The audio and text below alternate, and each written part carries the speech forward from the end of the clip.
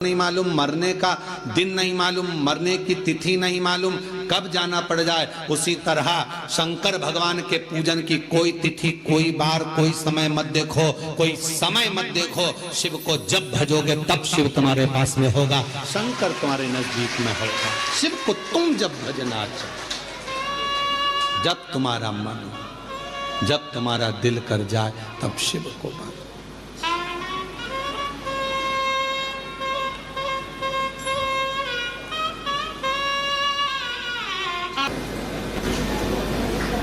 कोई समय शिव को पुकारने का नहीं है कि इस समय पर भगवान को पुकारोगे तो जल्दी आएगा।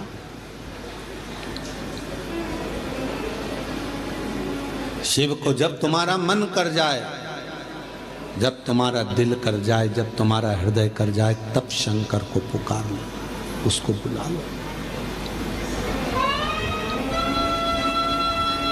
तुम्हारा जब मन करे, तुम्हारा जब दिल कर जाए, तब शिव को। एक कथा आती है बड़ी सुंदर।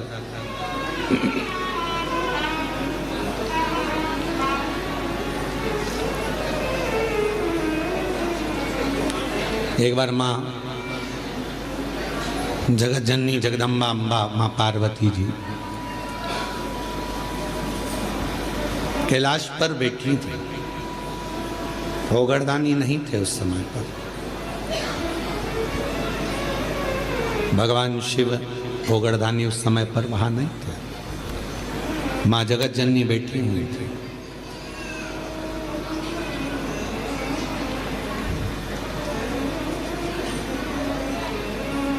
एक बूढ़ा ब्राह्मण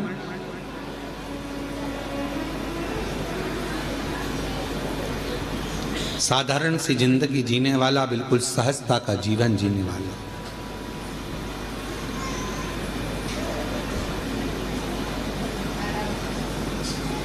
अपने काम में चलते चलते चलते चलते जा रहा। रोज उसका नियम था भगवान की भक्ति करना, स्मरण करना, जप करना, पाठ करना। शाम का समय था, देख नहीं पाया, ध्यान गया नहीं, और मालूम पड़े कि उसके चरण एक खड्डे में गिर गए और खड्डे में पड़ने से उसका पांव टूट गया, शरीर में चोट लग गई। उसके घर के लोगों ने उसको घर में ले जाकर सुला दिया। बहुत दिन तक वो घर में ही पड़ा रहा, घर में।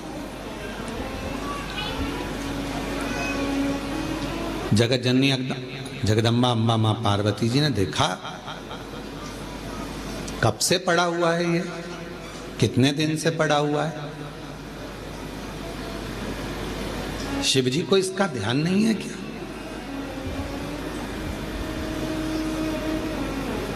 कई लोग कहते हैं कि भगवान सुनता नहीं है क्या? कई लोग कहते हैं भगवान क्या देखता नहीं है क्या? हम इतना भजन करते हैं और हमारे एक रिश्तेदार हैं, वो हमको तकलीफ देते रहते हैं और इतना फूल रहा फल रहा, हमारे पड़ोसी इतने फल रहे फूल रहे जो भगवान के मंदिर तक नहीं जाते और लोगों को परेशान करके रखा है। उसके बाद भी उसके यहाँ भगवान इतना दिए जा रहा है। क्या भगवान नहीं है क्या? क्या भगवान की आंखें नहीं है क्या? लोग कहते हैं। हम इतना तपस्या करें, भजन करें, कीर्तन करें और दुख भी हमें ही आ रहा है। और वो इतना कष्ट देने के बाद दुनिया के लोगों को चूसे जा रहा है, धन लिए जा रहा है, लिए जा रहा है, लिए जा रहा है, लोगों को कष्ट दिए जा रहा है और उसके बाद भी फल फूल रहा है। क्या भगवान नहीं है क्या? है तो फिर जो इतना दुनिया को कष्ट दे रहा है वो इतना फल फूल क्यों रहा है? उसका कारण आज का नहीं है, पूर्व का है। कोई पिछले जन्म का उसने अच्छा कर्म करा होगा तो आज उसको भगवान ने इतना गाड़ी बंगला सत्ता वैभव जायदाद सब पूर्व का करा होगा, आज भोग रहा है। और आज आने के बाद अगर वो बेकार कर्म कर रहा है तो एक जन्म नहीं, ना जाने कितने जन्म भोगेगा। और तू आज अच्छा कर रहा है, दुख मत मना, तूने पूर्व में कोई गलत कर्म करा होगा तो आज तेरे पास में ना थोड़ा धन कम है, वैभव कम है, सत्ता कम है, पर तेरे पास भजन तो ज्यादा है ना। भजन तू कर रहा है, शिव की आराधना कर रहा है, साधना कर रहा है, कर ले, अगला जन्म सवर जाएगा तेरा, फिर तुझे कोई जन्म नहीं लेना पड़ेगा, कोई जन्म, फिर तुझे कोई जन्म नहीं लेना।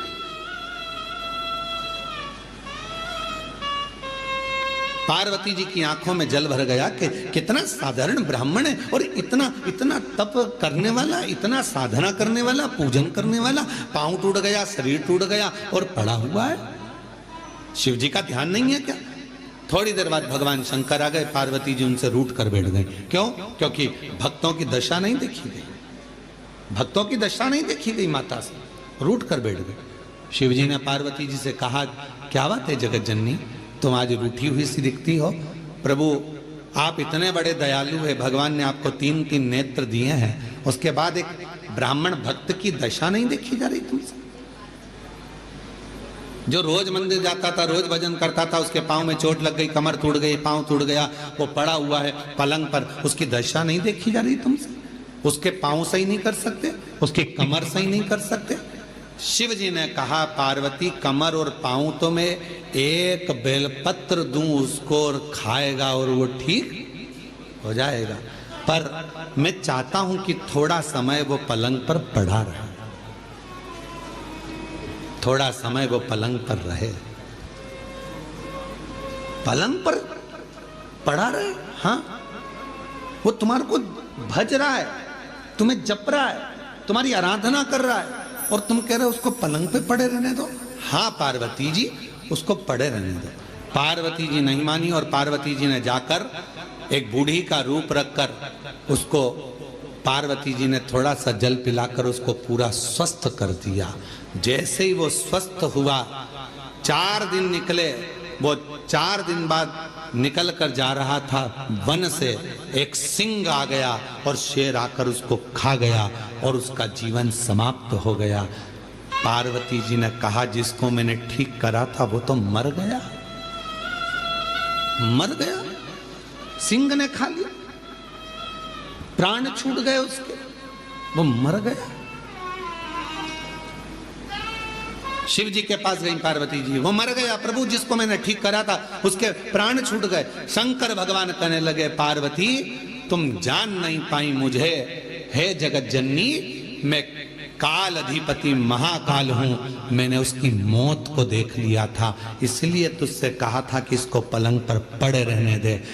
ये पड़ा रहता, इसकी मौत टल जाती और ये ठीक होकर फिर अपने काम में लग जाता, पर तूने चलने नहीं दिया। आप में से कई लोग हैं ऐसे जो भगवान को दोष देते हैं, कई लोग कथा श्रवण करने वाले भी ऐसे हैं जो परमात्मा को दोष देते हैं। हम इतना पूजन पाठ करते हैं तो दुखी हैं, हम जल चढ़ा रहे हैं तो दुखी हैं, हम मंदिर जा रहे हैं तो दुखी हैं, वो व्यक्ति इतना फल फूल रहा है, वो ऐसा कर रहा है, हम दुखी हैं। हम ना परमात्मा को धन्यवाद देना कि मैं तेरी निगाह में हूं, मैं तेरी निगाह, धन्यवाद दो।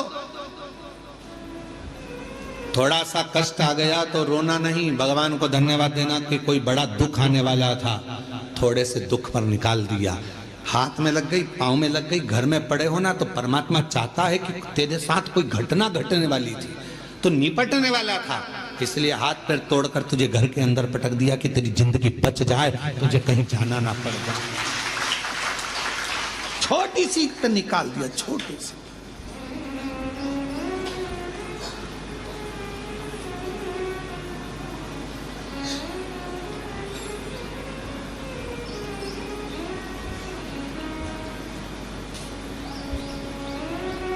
पहचान हो जाती है ना शिव जी से, तो वो बड़े दुख को छोटे पर लाकर छोड़ देता है। दुख तो आएगा क्योंकि हमारे पूर्व का कर्म हमें भोगना है, पर बड़े दुख को छोटे पर लाकर छोड़ देता। पहचान है तो तुम्हारे गांव में हॉस्पिटल है? अरे बोलो तो ठीक है, हॉस्पिटल में डॉक्टर साहब हैं, नर्स मैडम, ठीक है, डॉक्टर से पहचान है, नर्स से पहचान है, नहीं है तो कर लो। डॉक्टर से पहचान होगी तो ज्यादा दवाई नहीं लिखेगा, नर्स से पहचान होगी, इंजेक्शन भी लगाएगी तो धीरे से लगाएगी, पहचान वाली है, नहीं तो टोच देगी। बोलो सही है कि गलत है? हॉस्पिटल में जाते हैं, बच्चे को रोना आता है, मैं इंजेक्शन नहीं लगवाऊंगा, मैं इंजेक्शन नहीं लगवाऊंगा, मैं सुई नहीं लगवाऊंगा। पापा कहते हैं अपनी पहचान वाली है, आंटी है पहचान वाली है तो चिंता मत कर, बिल्कुल दर्द नहीं होगा। और उसने तुरंत थोड़ा सा मला लगाया रुई का पुआ और धीरे से बात करते करते इंजेक्शन लगा दिया और रुई मल कर कह दिया, बता तुझे दर्द हुआ? नहीं। क्यों?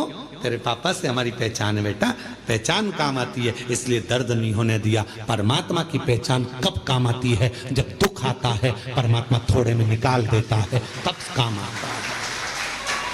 शिव जी पे चढ़ा एक लोटा जल कब काम आएगा? जब दुख आया और तुम्हारा दुख धीरे से निकल गया, तब भगवान कहेगा देख ले मैंने बहुत आराम से इंजेक्शन लगवा दिया, शांति से काम निकलवा दिया, दुख निकल गया, दुख तकलीफ निकल गई, कष्ट निकल गया, थोड़े से निकल, थोड़े से। और कोई पिछले जन्म के अच्छे कर्म मुझे बाबा तेरा कोई पिछले जन्म के अच्छे कर्म मुझे बाबा तेरा जहाँ सारी दुनिया झुकती है, जहाँ सारी दुनिया झुकती है, मुझे वो वाली दरबार मिला, दरबार कोई पिछले जन्म के अच्छे कर्म मुझे बाबा तेरा मिला, कोई पिछले जन्म के अच्छे कर्म मुझे बाबा तेरा साथ मिला। ये कोई पूर्व का हमारा अच्छा भाव होगा, शिव जी से हमारी पहचान होगी। जो बड़ा दुख आने वाला था वो थोड़े पर निकल गया। डॉक्टर से पहचान होगी तो दवा कम लिखेगा, और अगर पहचान नहीं होगी तो पूरी थैली भरकर लिख देगा। इसलिए परमात्मा से पहचान कर लो तो दुख थोड़ा कम लिखेगा, सुख ज्यादा लिख देगा। उससे पहचान कर पहचान करो।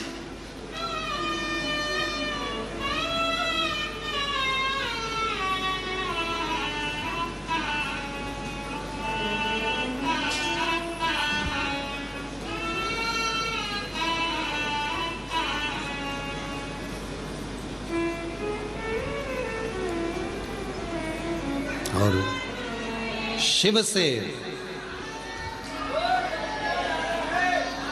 भगवान शंकर से प्रीत बढ़ाई। महाराज आप कितनी पूजन करते हैं, कितना पाठ करते हैं, किसी को मत बताओ। गंदगी उजागर कर दो। शिव कथा कर रही है, गंदगी उजागर कर दो पर बंदगी उजागर मत करना। उस बंदगी में मेरा शिव बसता है। उस बंदगी, प्यार मुख से बोलने से नहीं होता। पत्नी सोचती है पति मुझे बहुत बार बोले मैं तुमसे प्रेम करता हूं, मैं तेरे बिना नहीं रह सकता, मैं तेरे बिना नहीं रह सकता। ये प्यार नहीं है। 24 घंटे बस बोल दे वो कि मैं तेरे बिना नहीं रह सकता, इसको प्रेम कहेंगे? प्रेम वो है, प्यार वो है। पति बीमार पड़ा और पत्नी उसकी सेवा में लगी है, और पत्नी बीमार पड़ी तो पति भी उसको पानी लाकर दे रहा है, तो वो क्या है? प्रेम। सुख में प्यार झलके वो प्यार नहीं हो सकता, वो प्रेम नहीं हो सकता। इसलिए शिव महापुराण की कथा कर रही है। तुम कितना भजन करते हो, कितना अनुष्ठान करते हो, कितनी कथा सुनी, चाहे तुम 50 कथा सुनो, 100 कथा सुनो, तुम्हारा मन बढ़ जाए तब टीवी चालू करो और शिव महापुराण की कथा सुनो 1000 बार, एक बार नहीं। कुबेरेश्वर धाम जब तक जिंदगी है बाबा से कहकर जाना, तेरे दरवाजे पर बुलाते रहना, तू कृपा करते रहना, तू देते रहना, मैं आते रहूं। जब तक तू देगा नहीं तो मैं आ नहीं सकती।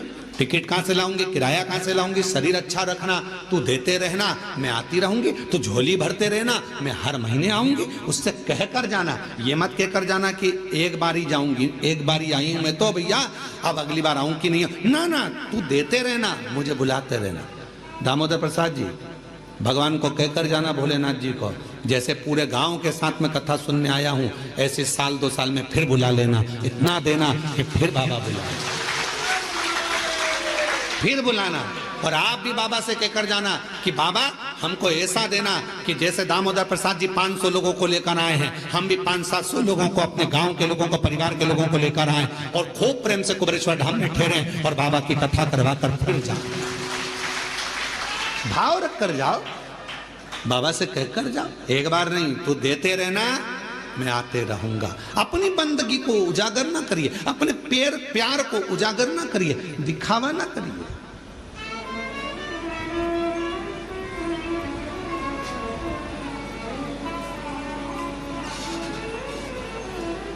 जो 50 रुपए के चाउमीन में प्यार दिखा देते हैं, जो 10 रुपए की पेट्रोल में मोटरसाइकिल पर घुमाकर प्यार दिखा देते हैं, वो प्यार नहीं होता। फिर हरिद्वार में जो अटैची मिलती है उसमें टुकड़े मिलते हैं, वो प्यार नहीं होता, वो प्रेम नहीं है, इसको प्यार नहीं कह सकते, इसको केवल आजकल डॉक्टर कह देते हैं कि आप तारीख चुन लीजिए, कौन सी तारीख को ऑपरेशन करना है, हम बच्चे को उस समय पर उस तारीख में उतनी बजे, जितनी बजे बोलोगे उतनी बजे हम ऑपरेशन कर देंगे। बोलो सही है कि गलत? उतनी बजे। अब आपने तारीख निकलवा ली, आपने समय निकलवा लिया, आपने पल निकलवा लिया, डॉक्टर साहब मैडम इतनी बजे आप ऑपरेशन कर देना, इस तारीख को ऑपरेशन कर देना, तो अब कुंडली काम करेगी क्या? क्योंकि तुम्हारी मर्जी से बच्चा हुआ है, इतनी बजे कर देना, इतनी तारीख को कर देना। पहले परमात्मा की मर्जी से होता था, जब वो चाहता था तब दर्द उठता था और जापा होता था तो कुंडली काम करती, पत्रिका काम करती। अब तुम्हारी मर्जी से हो रहा है, तुमने कह दिया बुधवार के दिन इतनी बजे, इतनी तारीख को इतनी बजे बच्चे को जन्म ऑपरेशन कर देना, बच्चा जन्म ले लेगा, और तुमने फिर वो बनवाई। अब वो काम क्या करे?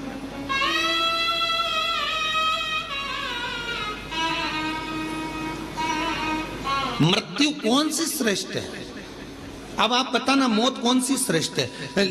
रस्सी बांध के मर गए, वो मृत्यु श्रेष्ठ है क्या? बोलो बोलो।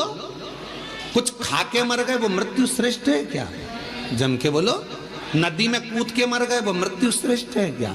रेल के अंदर कूद के मर गए, कुएं में मर गए, यहां मर गए, वो मृत्यु श्रेष्ठ है क्या? नहीं। मृत्यु कौन सी श्रेष्ठ है? जब कुछ भी तुमने गलत नहीं किया, ना सुसाइड का मन में विचार करा, पर परमात्मा स्वयं तुझे लेने के लिए मृत्यु लोक में आया और वो तुझे लेकर चले गया, वो मृत्यु श्रेष्ठ मानी गई है, वो मृत्यु श्रेष्ठ। अब तुम अपनी मर्जी से मर रहे हो,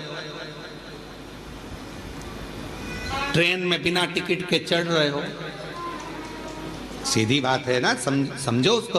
तुम अपनी मर्जी से मर रहे हो, ट्रेन में बिना टिकट के चढ़ रहे हो, और अंदर जाकर टीटी से लड़ रहे हो कि नहीं हम तो यहीं बैठेंगे।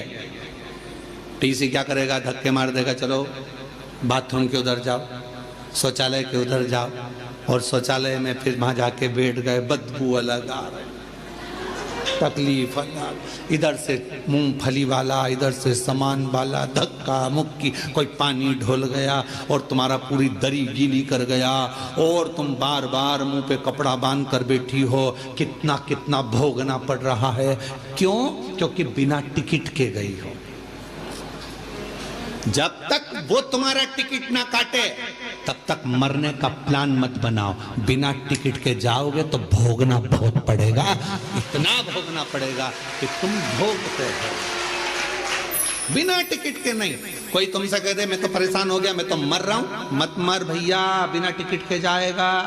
एक बार ट्रेन में सफर करके देख ले, बाथरूम के पास बैठ के जाना पड़ता है, बिना टिकट के कितना धक्का खाना पड़ता है, कितनी गाली खाना पड़ती है। कोई पानी ढोल जाता, कोई कुछ कर जाता, कहीं का बीड़ी वाला बीड़ी का धुनक रहा है, कोई सिगरेट वाला, कहीं तंबाकू वाला, कहीं ये वाला, कहीं वो वाला। उसी तरह अगर बिना टिकट के चले गए, परमात्मा लेने नहीं आया और तुमने सोच लिया मैं तो मर जाऊं और तुमने सुसाइड कर ली, याद रख लेना, ट्रेन का सफर कर कर देख लेना, बिना टिकट के कितने धक्के खाना पड़ते हैं। उसी तरह बिना बुलाए अगर तुम चले गए, सारे नरकों में धक्के खाओगे, इधर से कूचा, उधर से कूचा, ऊपर जाके कहोगे अब दोबारा से सुसाइड नहीं करूंगा, अगला जन्म दो, फिर कभी नहीं मरूंगा, कभी।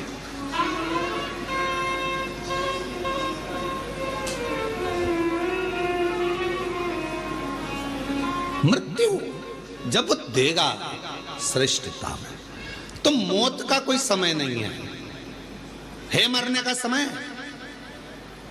मुहूर्त निकाला है तुम लोगों ने,